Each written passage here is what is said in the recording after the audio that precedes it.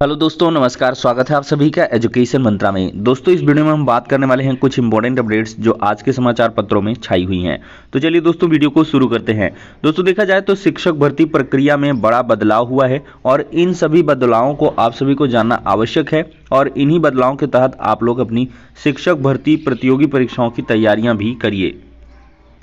तो दोस्तों, आप सभी को पता ही है कि शिक्षक भर्ती परीक्षा के लिए जो ऑनलाइन आवेदन है www.kvs ये kvsangatan.nic.in पर चल रहा है। 26 तारीख तक यानी कि 26 दिसंबर तक आप लोग ऑनलाइन आवेदन कर सकते हैं, बशर्ते आपके पास सीटेट पेपर 1 और पेपर 2 क्लियर होना चाहिए। तो सभी भर्ती परीक्षाओं के लिए आप अप्लाई कर सकते हैं। दोस्तों, देखा जाए तो पहली बार कंप्यूटर आधारित परीक्षा हो रही है और 150 की बजाय 180 नंबर का ये प्रश्न पत्र होगा। केंद्रीय विद्यालयों में शिक्षकों, उप प्रधानाचार्य, प्रधानाचार्यों की भर्ती के लिए लिखित परीक्षा का पैटर्न इस बार बदल दिया गया है। सबसे खास बात यह है कि भर्ती के लिए पहली बार कंप्यूटर आधारित परीक्षा कराई जा रही है। तो पहली बार सीटेट के पैटर्न पर इसको सीबीटी मोड में करवाया जा रहा है। टीजीटी पीजीटी शिक्षकों के लिए 150 की बजाय 180 नंबर का प्रश्न पत्र आएगा।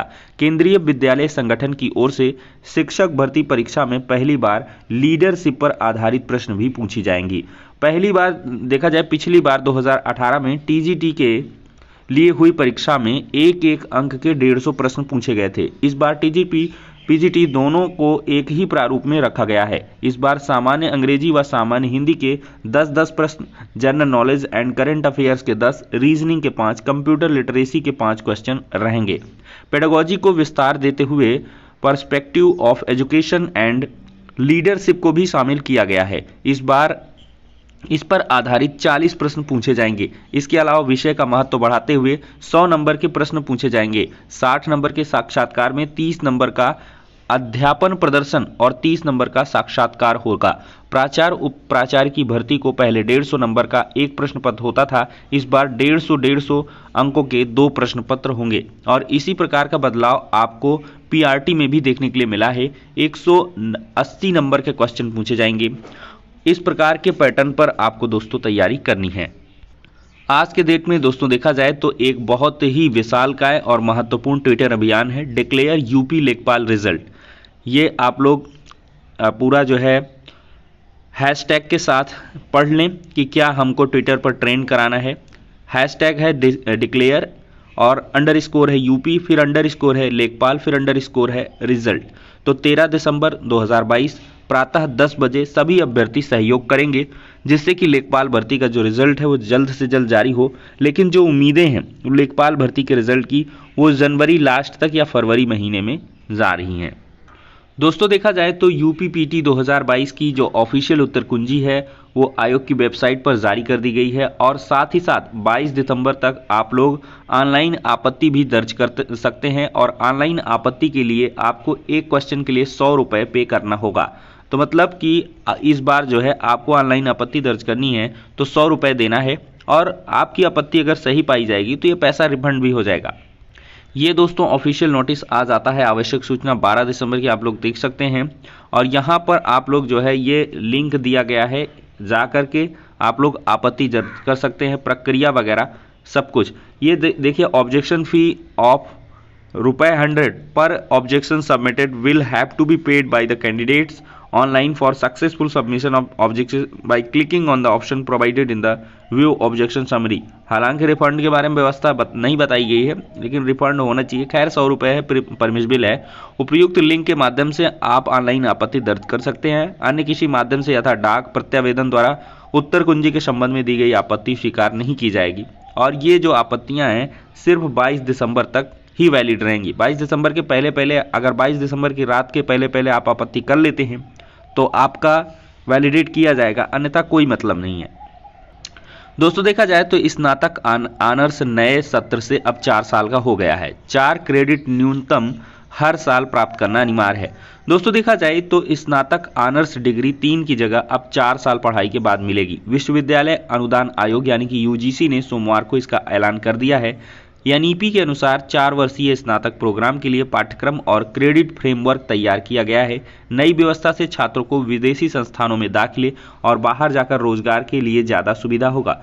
अगर कोई छात्र 3 साल से पहले पढ़ाई छोड़ देता है तो उससे बाहर निकलने के लिए 3 साल के भीतर फिर से शामिल होने की अनुमति दे दी जाएगी और साथ ही छात्र को 7 साल की निर्धारित अवधि के भीतर अपनी डिग्री को पूरा करना होगा।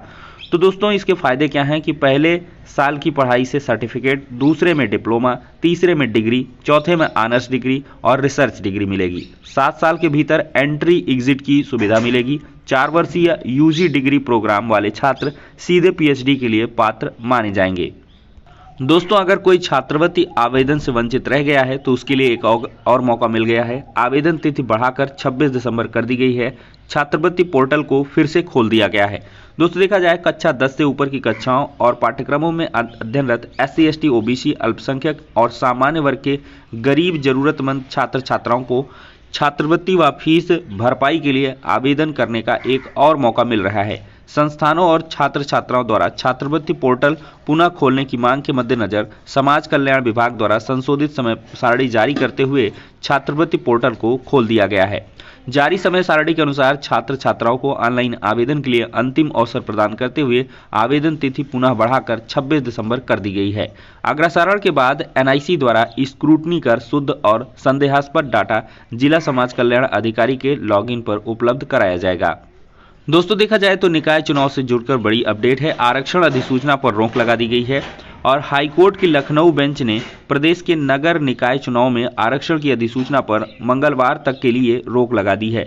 नगर निकाय चुनावों में OBC आरक्षण लागू करने में प्रक्रिया का पालन न करने का आरोप राज्य सरकार पर लगाते हुए जो जनहित याचिका है वो दाखिल की गई थी। GST छापेमारी से परेशान व्यापारियों के लिए राहत भरी खबर है। फिलहाल स्थगित कर दी गई है GST छापेमारी। अब तक कार्रवाई में देखा जाए तो राज्य कर विभाग ने कुल 208.15 करोड़ की चोरी पकड़ी है।